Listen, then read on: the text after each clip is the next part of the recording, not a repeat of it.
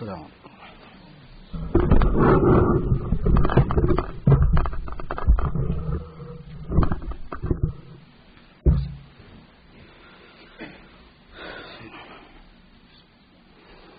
نحمده ونستعينه ونستغفره ونؤمن به ونتوكل عليه ونعوذ بالله من شرور أنفسنا ومن سيئات أعمالنا من يهده الله فلا مضل له ومن يضلله فلا هادي له وأشهد أن لا إله إلا الله وحده لا شريك له وأشهد أن سيدنا ونبينا ومولانا محمدا عبده ورسوله بلغ الرسالة وأدى الأمانة ونصح الأمة صلوات الله تعالى وسلامه عليه وعلى آله وأصحابه إلى يوم القيامة.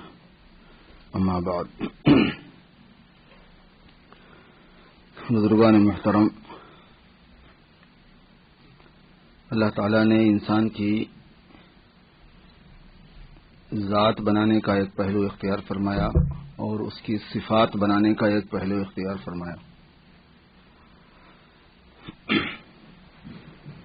یعنی انسان کو جسم اور روح سے مرکب کر کے دنیا میں بھیجنا ایک پہلو یہ ہے اور اس کی صفات یہ دوسرا پہلو ہے. ذات جو ہے یہ ماں کے پیٹ میں بنتی ہے اور صفات جو ہیں یہ دنیا کے پیٹ میں بنتے ہیں آخرت میں جانے سے پہلے. دنیا میں بھی ہم ایک پیٹ میں ہی ہیں، آسمان و زمین کے انڈے میں ہیں ہم. جب قیامت ہوگی تو زمین بھی بدلی جائے گی اور آسمان بھی کھول دیا جائے گا. وفتحت السماء فکانت ابوابا. اس کے باہر نظام ہے وہ آخرت کا. ذات جو انسان کی اللہ نے بنائی ہے وہ غیر اختیاری ہے اور صفات جو ہیں وہ اللہ پاک نے اختیار میں دیے ہیں. اس کا مطلب یہ بنتا ہے کہ ذات بنانے کی ذمہ داری اللہ پاک نے ہم پر نہیں رکھی. البتہ صفات بنانے کی ذمہ داری بیچ پہ ڈال دیا کیا؟ اچھا. البتہ صفات بنانے کی ذمہ داری جو ہے یہ ہم پر اللہ پاک نے رکھی ہے.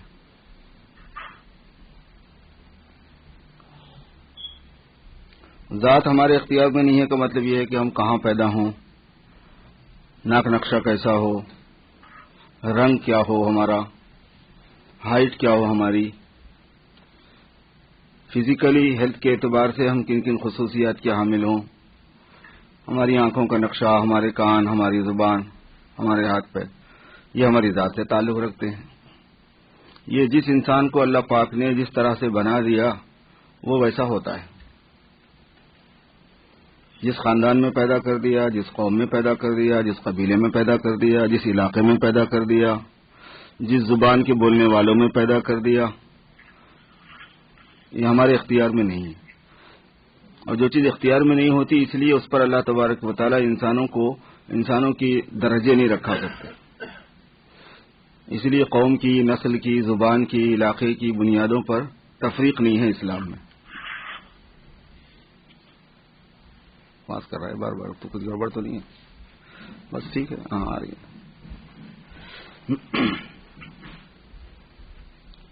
ناک نقشہ ہمارا، کلر اور روغن ہمارا، یہ جس انسان کو اللہ پاک نے جس حیت پر، جس کیفیت پر پیدا فرمایا ہے وہ ہے. اور اسی لیے انسانوں کو اپنے یعنی ان کے اپنے زمانوں میں اور ہمارے زمانے میں سرکار دو عالم صلی اللہ علیہ وسلم کی پیروی میں اور ان کی اتباع میں اور ان کی نقل میں صرف انہی کاموں میں ذمہ دار ہمیں بنایا جاتا ہے جس میں ہم مختار ہیں، اختیار رکھتے ہیں. جس میں ہم اختیار نہیں رکھتے اس میں ہمیں ذمہ دار نہیں بنایا جاتا. اسی لیے جناب رسول اللہ صلی اللہ علیہ وسلم کے وہ حالات جو آپ کی ذات سے متعلق ہیں، رنگ روغن سے متعلق ہیں، حلیہ مبارک سے متعلق ہیں، وہ صرف حبی نسبت میں، محبت کی نسبت میں، عقیدت کی نسبت میں، عظمت کی نسبت میں ہم جانتے ہیں، سنتے ہیں، بولتے ہیں، یاد رکھتے ہیں. بقیہ کر نہیں سکتے. ہمارا بھی کلر ویسے ہو جائے جیسے سرکار کا تھا، ہماری بھی ہائٹ ویسی ہو جائے جیسے سرکار کی تھی، ہمارا بھی ناک نقشہ ویسے ہو جائے جیسے سرکار کا تھا، یہ نہیں ہے، ہمارے اختیار میں نہیں ہے وہ چیز، کیونکہ ذات بننے کا کام تو الگ ہے۔ ذات کو اللہ تبارک و تعالی ماں کے پیٹ میں بنا دیتے ہیں، ہم سب کی ذوات بنا دی گئی ماں کے پیٹ میں، صفات بننے کی یہ جگہ ہے۔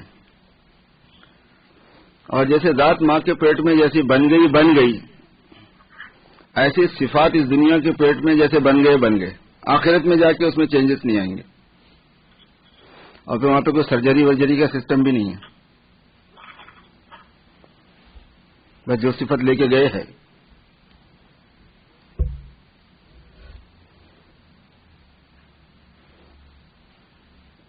اب یہ جو صفات بنانے کا مرحلہ ہے، اس کو حضور پاک صلی اللہ علیہ وسلم کی سیرت اور آپ کی صفات سے تعبیر کرتے ہیں۔ بننا کیا ہے؟ حضور کی بنی ہوئی ہے بس۔ اب جو اس کی زیراکس کرے گا، جو اس کی نقل کرے گا، جو نقش قدم پر چلے گا، وہ بنے گا۔ بننا یہی ہے وہاں پہ۔ اور بگڑنا کیا ہے؟ اس سے ہٹ کے رہنا۔ بگاڑ کیا ہے؟ اس سے ہٹ کے ہونا۔ کسی بھی صفت کا آپ کے نقش قدم سے، آپ کی تعلیم سے ہٹ کر ہونا، وہ بگڑنا ہے۔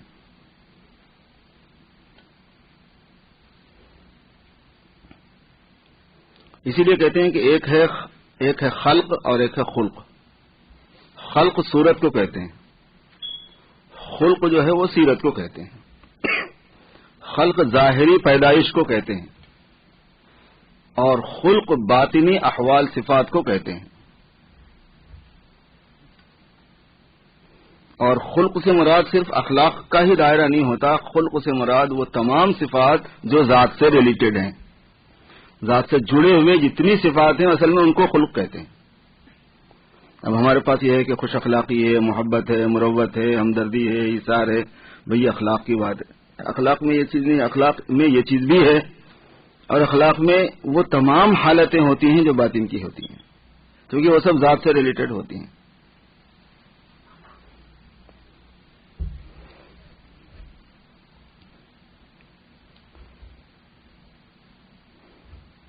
اور نقل اور زیراکس میں ایک بات یہ ہوتی ہے کہ اب تو مشینیں آ گئی ہیں کہ بالکل ایز اٹ از جیسی چیز ہے ویسے آپ کو پرنٹ کر کے دے دیں گے، اس میں کوئی اونچ نیچ نہیں ہوتی، صرف یہی سمجھ میں آتا ہے کہ یہ نقل ہے، یہ زیراکس ہے، اوریجنل نہیں ہے، اتنا تو سمجھ میں آتا ہے پیپر سے، اس کی روشنائی سے، اس کی پرنٹنگ سے۔ بقیہ یہ کہ پوری چیز جیسی کہ ویسی ہوتی ہے۔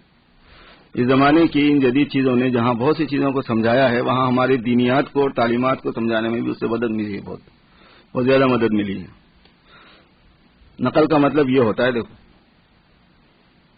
نقل مطابق اصل۔ شیروانی آپ دیں درزی کو کہ بھئی اس طرح کی شیروانی بننی ہے، اس نے ساری چیزیں صحیح کر دی، ایک آستین چھوڑ دی کہ ارے ایک آستین سے کیا ہوتا ہے، حضرت ایک آستین سے کام چلا لیجیے، مطابق اصل نہیں ہے۔ وہ کہے کہ نہیں اگلا دیکھو، پچھلا دیکھو، گنڈیاں دیکھو، کاجے دیکھو، کالر دیکھو، دوسری سب چیزیں دیکھو، آپ ایک چیز کو لے کے بیٹھے ہوئے ہیں۔ بعض مرتبہ ہوتا نا کہ مسلمان بھائی ایک چیز کو لے کے بیٹھا ہوا ہے اور اسی میں مسلمان تباہ ہو رہا ہے۔ ارے بھائی جیسے دوسری چیزیں ہیں ویسی وہ ایک چیز بھی ہوگی، جب سرکار دو عالم صلی اللہ علیہ وسلم کی تعلیمات کے مطابق ہے، آپ کی سیرت کے مطابق ہے، آپ کے باطنی احوال کے متعلق ہے۔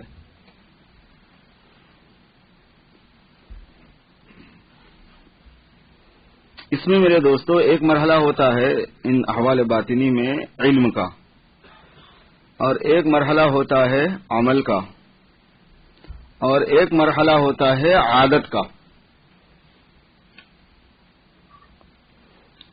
اتفاقی طور پر کوئی بات کسی چیز کے موافق کر لینا ایک عمل کی شکل یہ بھی ہے، ایک ہے اس کی ہیبٹ ہونا، عادت ہونا۔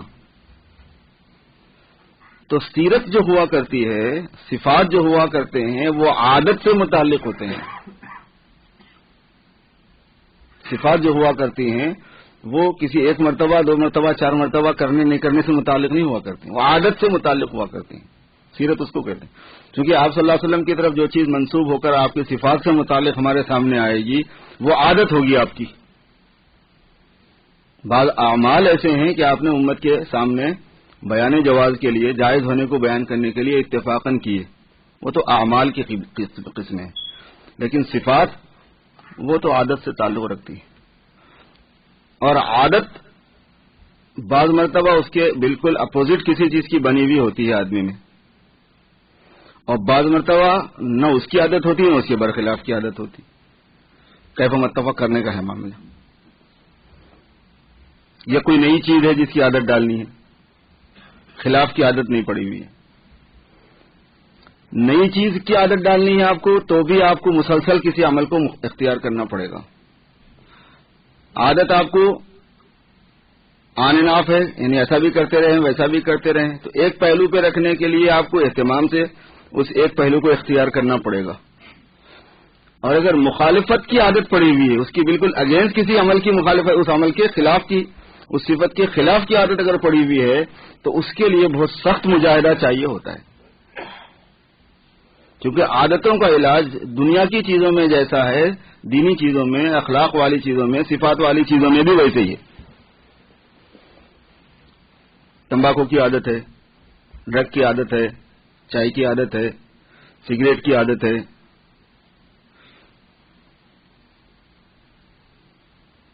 چیٹنگ کی عادت ہوتی ہے.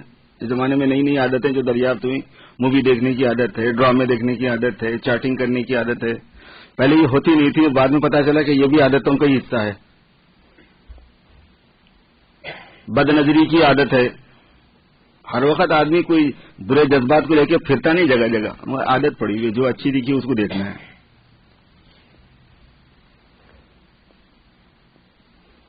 یہ گناہ ہم سے عادتاً ہوتے ہیں، زیادہ تر عادت پڑ گئی یہ دیکھنے کی، چونکہ اہتمام نہیں کیا، احتیاط کی عادت نہیں ڈالی تھی تو بے احتیاطی کی عادت ہو گئی تھی، تو بے احتیاطی کی عادت کا حصہ ہے وہ.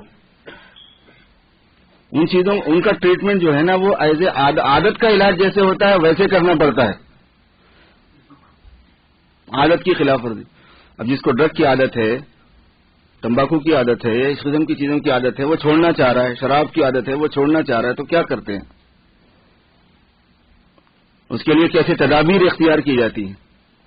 یہ تدابیر اور علاج جو ہوتے ہیں یہ آدمی کی مناسبت پر، اس کی حالت پر،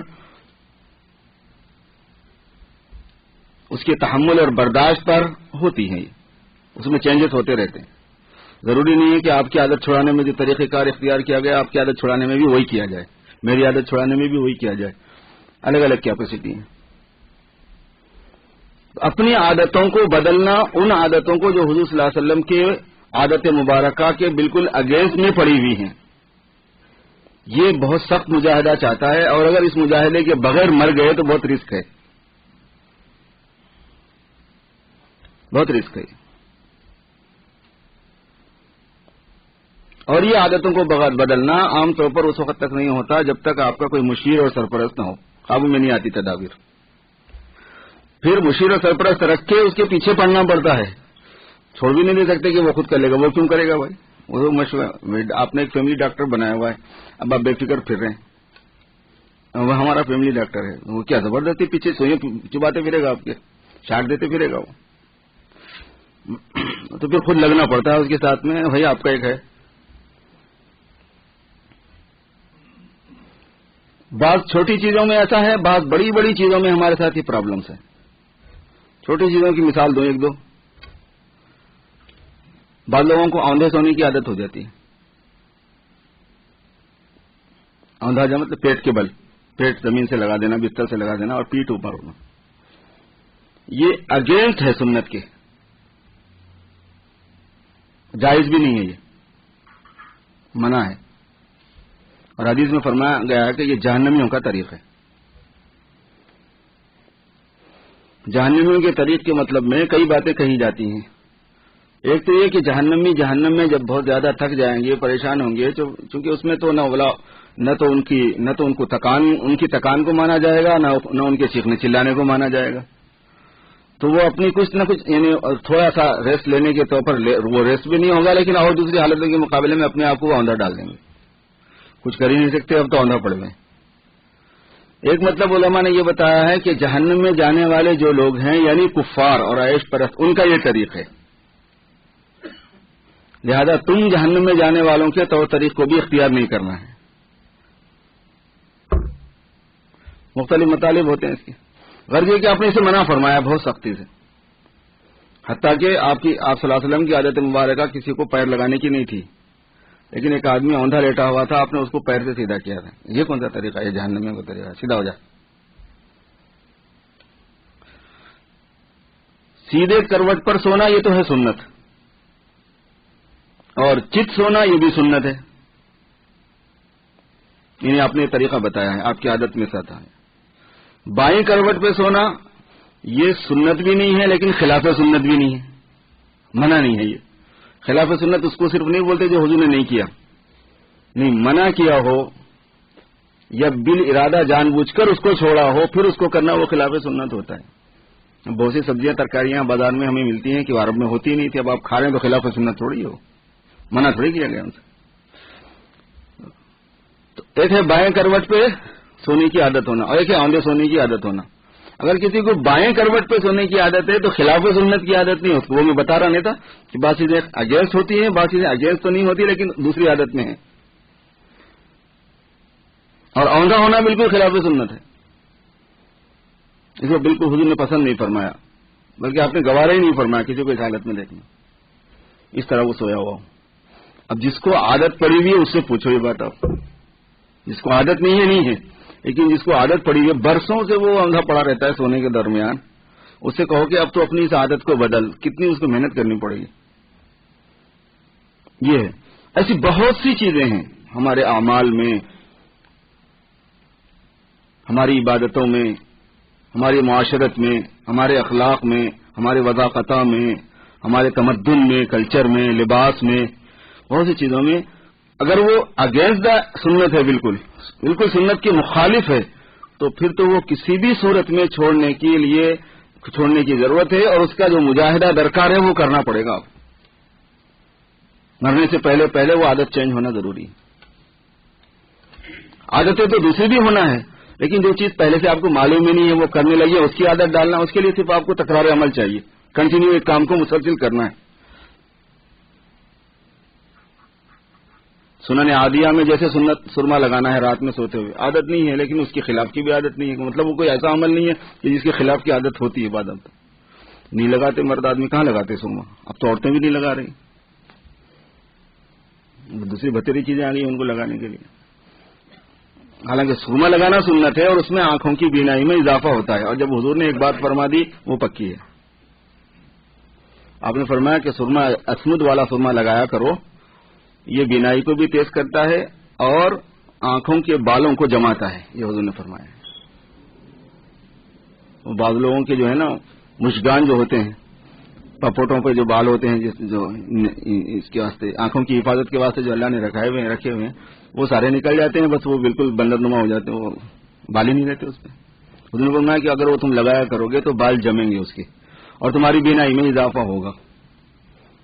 سنن عادیہ میں سے نہیں لگانے والے کو گناہ نہیں ہے، لیکن اگر کوئی سنت کی نیت سے لگاتا ہے تو ثواب ہے. اللہ تعالیٰ کی نزدیکی ہے کہ میرا بندہ اپنے نبی کے طریقے پر کتنا قریب رہنا چاہتا ہے، ہو بہو جتنی نقل وہ کر سکتا ہے کر رہا ہے. جب سنن عادیہ میں یہ بات ہے تو جو سنن عبادیہ ہیں، عبادت والی جو سنتیں ہیں، یعنی جن کو اختیار کرنے کا ہمیں حکم دیا گیا ہے. بعض لوگوں کو عادت ہوتی ہے سنت چھوڑ دینے کی، اب ان سے سنت پڑھوا لیجیے، آپ کتنی مصیبت ہوتی ہے دیکھیے. ہوتے ہمارے بزرگوں نے، ہندوستان پاکستان کے بزرگوں نے، بنگلہ دیش کے بزرگوں نے، یعنی ایشیا کے، یہ طریقہ اختیار کیا کہ سنت جو ہے نا مسلمانوں سے مسجد میں پڑھوا دو. تو ہم لوگ جب پڑھتے ہیں نا ظہر کی تو پڑھیں گے تو پوری 12 پڑھیں گے، نہیں پڑھیں گے تو 4 بھی نہیں پڑھیں گے. ایک عادت ہے اپنے انڈیا پاکستان کے اندر تہذیب. حالانکہ 4 فرض ہیں، اصل بقیہ تو سنت ہیں. لیکن دوسری جگہوں پر کیا ہوا کہ سنت گھر میں پڑھنے کی ترغیب دی گئی ہے بعض روایتوں میں، تو انہوں نے کہا کہ بھائی سنتیں جا کے گھر میں پڑھو. بعض والوں کا ظاہر ہے کہ بعد میں جو مزاجوں کے اندر تبدیلی آئی تو گھر میں جا کے کون پڑھتا ہے. تو جن علاقوں میں سنت نہیں پڑھی جاتی اس کا ریزن وہ ہے، یہ نہیں کہ وہ سنت کو جانتے نہیں، وہ یہ کہ ان کو گھر میں پڑھنے کی ترغیب دی گئی تھی، انہوں نے نہ گھر میں پڑھا نہ مسجد میں پڑھا، عادت چھوٹ گئی ان کی.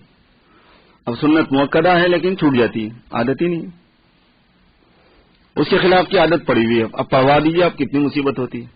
ہمارے بزرگوں نے سوچا کہ یہ کمزور ایمان کے لوگ ہیں ہم اس زمانے کے، اگر ان کو کہا جائے کہ گھر میں جا کے پڑھو تو گھر میں جا کے پڑھیں گے نہیں، نہ گھر میں ہی ہوگی نہ مسجد میں ہوگی، سنتیں چھوٹ جائیں گے۔ انہوں نے گھروں مسجدوں میں سنت کا رواج ڈلوا دیا کہ بھائی ٹھیک ہے تم یہیں پڑھ لیا کرو۔ بعض مرتبہ انسان کی طبیعت اور نزاکت کے اعتبار سے مسائل ہوا کرتے ہیں، جیسے خود حضور پاک صلی اللہ علیہ وسلم نے ایسے فرمایا ہے۔ حضرت ابو ہریرہ رضی اللہ تعالیٰ عنہ کو حضور صلی اللہ علیہ وسلم نے فرمایا تھا کہ ابو ہریرہ وتر پڑھ کے ہی سویا کرو تم،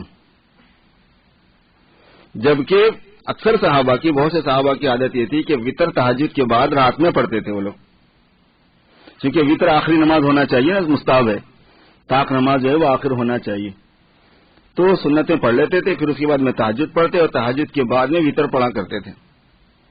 مگر تہجد کے بعد میں وتر پڑھنا یہ اس کے لیے ہے جس کے بارے میں یہ طمانینت ہو کہ وہ کبھی رات میں مس نہیں کرے گا، اس کو قضا نہیں کرے گا۔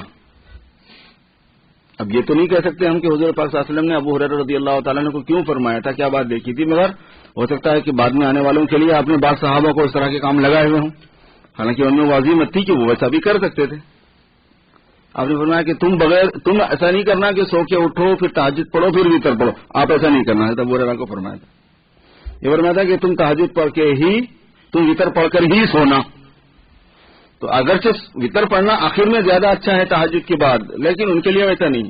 ایسے ہم کمزوریوں کے لیے ہمارے بزرگوں نے یہ تجویز کیا کہ نہیں مسجد میں پڑھ لیا کرو تم سنتیں، سننے مؤکدہ ہوں کہ سننے غیر مؤکدہ ہوں،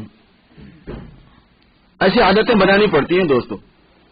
تو آج عرض یہ کر رہا تھا میں کہ حضور پاک صلی اللہ علیہ وسلم کی جو صفات ہیں، آپ صلی اللہ علیہ وسلم کی جو عادتیں اور اخلاق ہیں، آپ صلی اللہ علیہ وسلم کے جو احوال باطنی ہیں، آپ صلی اللہ علیہ وسلم کی جو عادتیں ہیں، ان تمام عادتوں کو عبادت کی لین سے ہوں یا عادت کی لین سے ہوں پہلے متعین کر لینا، پھر اپنے اندر اس کو لانے کی فکر کرنا ہے، تب کہیں جا کے ہم جو ہیں وہ نقل کرنے والے بنیں گے حضور پاک صلی اللہ علیہ وسلم کی صفات کے اور عادتوں کے۔ اور جس نے نقل کے اندر کامیابی حاصل کر لی، نقل اگر مطابق اصل ہے تو اللہ کے نزدیک وہ مقبول ہے، بلکہ اللہ تبارک و تعالیٰ نے اس کا حکم فرمایا ہے، بلکہ اس کا ہمیں یہ فرمایا کہ تم یہ کام کے لیے ہی ہو، تم کو یہ کام کرنا پڑے گا اگر تم یہ چاہتے ہو کہ میں تمہیں چاہوں، میں تمہیں اپنا محبوب بناؤں، میں تم کو اپنے لوگوں میں شامل کروں، تو تم کو میرے محبوب کی وضاحت اور شکل صورت پہ اور رہن سہن پہ اور عادتوں اور سیرتوں پہ اور اخلاق پہ آنا پڑے گا۔ فاتبعونی قل ان کنتم تحبون اللہ فاتبعونی یحببکم اللہ، اللہ محبت کرنے لگیں گے، ویغفر لکم ذنوبکم، اور اللہ پاک تمہارے گناہ بھی معاف کریں گے، واللہ غفور الرحیم، اور اللہ پاک بہت ہی معاف فرمانے والے، بہت ہی رحم فرمانے والے۔ اتباع سنت کی بڑی اہمیت ہے، بس جنہوں نے سنتیں نہیں پڑھی ہیں سنت پڑھ لیجیے۔